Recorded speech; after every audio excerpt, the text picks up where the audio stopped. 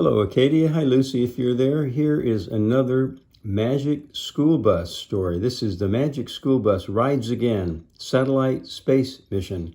Acadia, you may remember I read one of these Magic Bus stories to you the last time we were talking to each other on video. It was about power and solar panels and the bicycle that they hooked up to a windmill, and they made power to scare the ghosts away.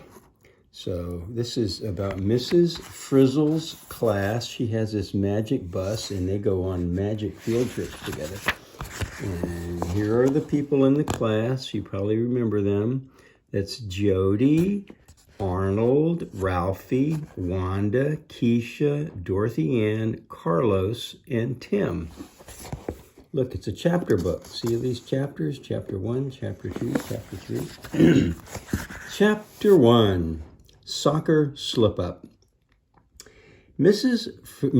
Frizzle's class was just 1 point away from a big win in their soccer game. Keisha was in goal. That's her. She's in goal.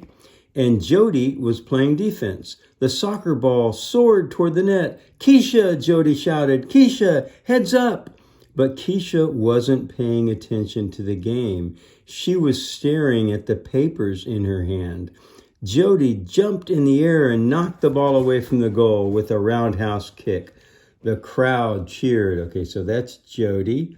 She's playing defense. That's Keisha. She's supposed to be the goalie, but she's looking at papers. She's not concentrating on the right thing. "What a save!" Wanda yelled into her announcer's microphone. That's Wanda. She's the announcer for the game. "But not by the Walkerville Wildcat goalie. It looks like she's distracted by paperwork." Keisha was staring at a piece of paper instead of staring at the ball. "Thanks, Jody," Keisha said. "I didn't even see that one coming." "No problem," Jody said. Meanwhile, Carlos had the ball. He dribbled down the field and passed it to Dorothy Ann. Then Dorothy Ann kicked the ball to Ralphie, who launched it into the net. "Goal!" The referee blew his whistle to end the game.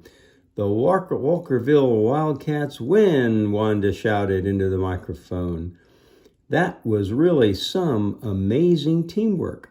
They'll play again tomorrow for a shot at winning the Frizzle Cup, which will be broadcast around the world. The team gathered in the middle of the field. Ralphie high-fived Dorothy Ann. "Great game," Jody said. Keisha turned to her teammates. "Sorry, guys," she told them. "I should have been paying attention back there, but I've been so distracted by my application to..." And everyone says, "Astronaut Camp." "Oh, have I mentioned it already?" Keisha asked. "Maybe once or twice," Tim began. "A minute," Carlos chimed in. "For the last week," Ralphie finished. Apparently that's all she's talking about is her application for astronaut camp. I know, Keisha said. She shrugged. "But astronaut camp is my ticket to my dream, a career in space. And a distracted goalie is our ticket to defeat," Ralphie groaned. The team had failed to win the next game to move on to the finals. The team had to win the next game to move on to the finals. So they have to win this next game. "Don't worry," Jody said. "Keisha will have her head in the game tomorrow, I promise." "Really?" Dorothy Ann asked. "How?" "I'm going to help her finish her astronaut camp application," Jody said proudly. She was a whiz with technology, and she had a great idea of how she could help Keisha earn a spot in the camp. "Okay," Keisha agreed, "but it won't be easy. I need something extra special, something that really shows them how great I would be in space." "How about a selfie in space?" Jody asked. "Huh?" Wanda asked. "How are you going to do that?" "You'll see," said Jody. Okay, so that's the plan. In order for her to get into astronaut camp, she's going to have to take a selfie in outer space. So how is she going to get up there? We'll see. Maybe it has something to do with Ms. Frizzle's magic bus. Jody, Chapter 2, Liftoff. See, Chapter 2, Liftoff. There they're all in class. Jody and Keisha were waiting for science class to start when Jody pulled out her tablet and launched her photo app. That must be Jody there. Maybe that's Jody over there. This will make it look like you were in space. Which planets or stars do you want in the background? Jody asked as she swiped through the app's choices. So her plan is to make up a picture. I don't know, Keisha said. Before she could say another word, the class was interrupted. In walked their teacher, Ms. Fiona Frizzle. She was wearing a spacesuit and bouncing a soccer ball on her knee. That's Ms. Frizzle under that helmet. Ms. Frizzle removed her helmet. She had just returned from space. Nothing like playing soccer in zero gravity to get the blood pumping. I just kicked the ball through Saturn's rings. Suddenly, Wanda burst through the door looking worried. Ms. Frizzle, she cried, we have a problem. If someone or something needed saving, Wanda was going to be the one to help. Okay, Wanda, shoot, Ms. Frizzle replied with a chuckle. Did you get my soccer joke? I cracked myself up. So Wanda has some kind of a problem. She comes in. Okay. This is what Wanda says. It's the Frizz TV broadcast network. Frizz TV broadcast network, Wanda cried. The whole network is off the air. The Frizzcast is on the fritz, Ms. Frizzle asked. Wanda nodded. That means there will be kids all over the world who can't watch the Frizzle Cup games this afternoon. That's their big soccer match. That sounds like a problem with a FrizzNet satellite, Ms. Frizzle replied. So the network is off, and so Ms. Frizzle says it must be a problem with the satellite. You know where satellites are, girls? They fly around the Earth, so they're going to have to go out and fix the satellite, I guess. Satellite? Ralphie asked. What's that? Dorothy Ann prided herself on having an answer for everything. Satellites. Can you see the bottom of this? Let me have to adjust my camera a little bit. There we go. That's a little better. Okay, this is what Dorothy Ann says. She's explaining what satellites are. Satellites are objects that have been put in Earth's orbit for some reason, she explained. In this case, they're used for broadcasting soccer games. That's right, Mrs. Frizzle agreed. My network of FrizzSats is in orbit all around the globe. Sounds like we should go up there and see what's going on. Up there? Keisha asked excitedly. You mean to space? Dun, dun, dun. You got it, Keisha, said Ms. Frizzle. Yes, Keisha pumped her fist. Well, what are we waiting for? Let's get to the bus. I couldn't have said it better myself, Ms. Frizzle agreed. Ms. Frizzle was definitely not an average teacher. She loved taking her students on unbelievable field trips on her magic school bus. And this time it looked like they were going to outer space. The class ran out of the classroom and headed to the bus. This is so perfect, Jody, Keisha said. Now I can actually take a picture in space instead of just using the app. Jody frowned. But I thought we were going to check the satellites so we can get the game broadcast working, she said. Of course, Keisha said, but we can also take my picture in space. Here we go, kids, Ms. Frizzle said. Prepare your pressure suits. Soon we'll have liftoff. Pressure suits. I don't see any pressure suits.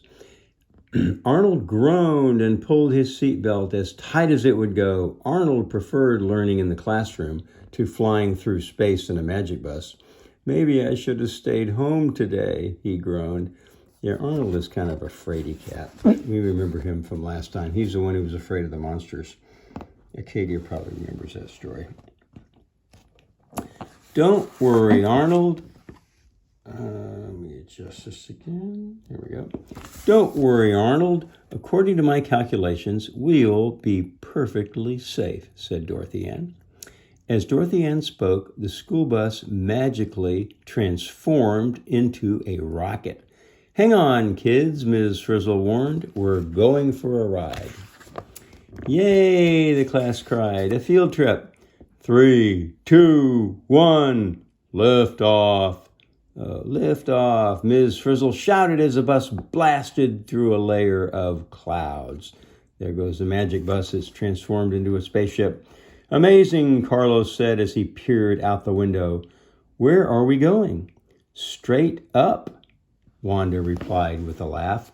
Not for long, Keisha corrected her as the bus rocket accelerated through the clouds and made an arc. Whoa, Carlos said to Keisha, impressed. How did you know that? If you want to go to astronaut camp, you have to know these things, Keisha said. So what Keisha knew is that it wouldn't keep going straight up. It would level off and then start going around the earth. The kids pressed their faces to the window as the blue sky faded into black space dotted with a million twinkling stars. No way, Dorothy Ann cried breathlessly. More stars than you can count. So awesome, Ralphie said. Are we in orbit yet, Ms. Frizzle? Keisha asked. Yes, Keisha, the Frizz replied. I think we are. So they're in orbit. That means it's going round and round the Earth, in a circle around the Earth. That's what being in orbit means. Then she pulled a lever and the engine stopped. Suddenly, the bus became eerily quiet. Turn it back on, Arnold cried. What's wrong? Why did you stop the engines? I guess because if you're in orbit, you just keep going round and round. You don't need engines anymore. It just works by momentum. Chapter 3, Orbit Experts. The kids, by the way, I'm going to read 4 chapters, I think. So this is chapter 3. I'm going to read this one and the next one, and then we'll be halfway through the book, and I'll read the rest of it on the next video. Don't want these videos to be too long. So chapter 3, Orbit Experts. The kids began to float out of their seats. Ralphie's hat flew off his head and tumbled through the air. What's going on? Arnold gasped. We're in space, Keisha cheered. That's right, Keisha, the Fritz replied. They called Ms. Frizzle the Frizz, so she's the Frizz. We are now in low orbit around Earth. So there's weightlessness there. There's no gravity out there. What does that mean? Arnold groaned. It means now that the bus is at the right speed and height above Earth, we don't need the engines anymore, Ralphie explained as they floated out of their seats. There's barely any atmosphere to slow us down, so we can just coast in orbit. Yeah, well, I'm not taking any chances, Arnold said. He made his way back to his seat and buckled his seatbelt. What a fraidy cat, that Arnold. What are you doing, Arnold? Jody asked, confused. No engines, Arnold replied frantically. That means any second now we could fall back to our doom. See, everybody's floating around. They're upside down a little bit. No, they're mostly right side up. Not quite, Arnold, Ms. Frizzle said. Being in orbit is a perfect balance. We're circling at a speed that's just fast enough to resist the Earth's gravity. If we went too slow, we would be pulled down. And what do you think would happen if they went too fast? They'd come out of orbit and go off into space, but they're going at just the right speed so that they maintain a perfect orbit. But if we sped up too much, we would fly off into space, Keisha said, pointing to the projection screen on the bus. She had been studying space a lot to prepare for astronaut camp. Explain it all you want, Arnold replied. I'm not taking off my seatbelt until we get home. Hey, Jody yelled, pointing out the window at a huge piece of equipment floating by. I think I just spotted a satellite. Good eye, Jody, Ms. Frizzle said. Buckle up, kids. It's time to get up to a higher orbit. As the kids tightened their seatbelts, Ms. Frizzle fired up the rocket boosters. Wait, Keisha gasped suddenly. Stop, now! The Frizz put on the brakes and stopped the bus. Keisha. What is it? You'll see in a second, Keisha said. Jody, grab my camera, quick. Arnold stayed put. The rest of the class unbuckled their belts and floated toward Keisha. Jody grabbed the camera. Keisha pointed out the window and down toward Earth. Look down there, she said with a squeal. It's the exact place where they hold the astronaut camp. It's perfect for my application. Oh, so it looks like a photo opportunity. She posed for the camera. Okay, Jody, Keisha continued, I'm ready for my close-up. Space cheese. You stopped us for that? Tim asked. But before Keisha could reply, something hit the bus with a giant thud. Thud. A giant thud. The kids bounced around the bus like soccer balls in a net. Ah, they shouted as they bumped into another one. Bump, bump, bump. What was that? Arnold gasped. Okay, here we are, chapter 4. This is the last chapter I'm going to read on this video. It's chapter 4. They're running into things. It's called Junk in Space. Space junk, Ms. Frizzle cried. I've always wondered what would happen if it hit us, and now I know. That it's bad, Arnold interrupted. Ms. Frizzle pushed a few buttons on the dashboard as an alarm sounded. Beep, beep, beep, beep. What's happening? Carlo asked. He floated to the front of the bus. The kids gathered around Ms. Frizzle as she swiped through some screens on the bus's computer. So, apparently, that space junk knocked out power to our engines, Ms. Frizzle explained. Then she glanced out the window and noticed another incoming piece of space junk. Hang on, kids. We're about to go for a spin. Suddenly, there was another jolt. Bong! And the bus began to free fall. Whoa! The kids cried as they flew around inside the bus. Guys, I'm so sorry, Keisha shouted. Are you kidding me? Ralphie replied. This is a blast. Yeah, Wanda agreed. We're flying. The bus slowed down.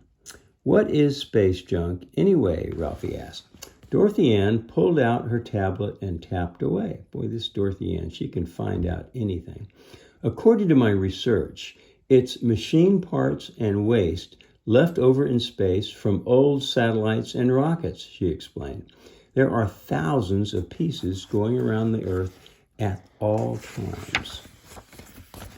Bam! Another piece of junk slammed into the bus and sent them spinning in the other direction. Ah, the kids cried as they bounced around again. I can't believe that DA is doing research while we're getting pounded by space garbage, Ralphie cried. Remember, Acadia, DA is what they call Dorothy Ann. Those are her initials, DA, Dorothy Ann. So Ralphie says, I can't believe DA is doing research while we're getting pounded by space garbage. Suddenly, and by the way, this doesn't really happen. It's very unlikely that space garbage is going to hit something because there's so much space out there. Even if there's thousands of pieces of space garbage, very unlikely it's going to hit a particular spaceship. Suddenly, Wanda noticed something outside. Hey, look out the window, you guys, she said. You know what that is? That's a satellite.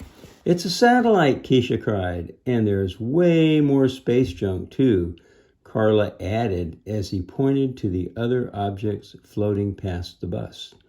Great gawking, kids, Ms. Frizzle said as she floated over to them. And who needs engine power anyway? That space junk gave us a big push into a higher orbit. Now, Keep your eyes peeled for a Frizz Communications satellite. It beams pictures, sound waves, radio waves, and soccer games. Okay, so they're looking for a satellite like this that says Frizz Communications on it so they can fix it. You mean like that one? Dorothy Ann asked. She pointed to a satellite with an image of the Magic School Bus on it. That's it, Ms. Frizzle said as the bus moved closer to the satellite. That's the one they're looking for. There's the Magic School Bus. I don't know if you can see that. So that's a symbol on the satellite. That's how they know which one it is. Amazing, isn't it? Ms. Frizzle popped up a video screen with a diagram that showed how a satellite works. When a ground station on Earth sends information up, the satellite acts like a mirror and bounces the signal back down to another ground station, Ms. Frizzle explained. See, it bounces off the satellite and then back down to Earth. That way, that's how you get satellite communications. It's like passing a soccer ball, Ralphie said. Look, Dorothy Ann exclaimed as she pointed to the screen. The signal goes in a straight line, so it needs to bounce from satellite to satellite to get around the curve of the Earth. You see, otherwise, if they tried to go straight, they'd hit the Earth. So they have to go up and then down so that the signal can get over here without running into the Earth. Interesting, isn't it? So that's how we send a live stream of our soccer game to the other side of the world? Tim asked. Cool. Yep, Ms. Frizzle agreed. Now, to fix a satellite, we have to take space pods to get to it. And by we, I mean you. Space pods, the kids cried. Awesome. Arnold shook his head. I am not going. I am allergic to space pods. He joked. Okay, so that's where we are in the book. We're through 4 chapters, and they're up next to the satellite, and now they have to get in a little space pod in order to go over and fix a satellite. And that's where we're going to pick up on the next video with Chapter 5 of The Magic School Bus Rides Again, Satellite Space Mission.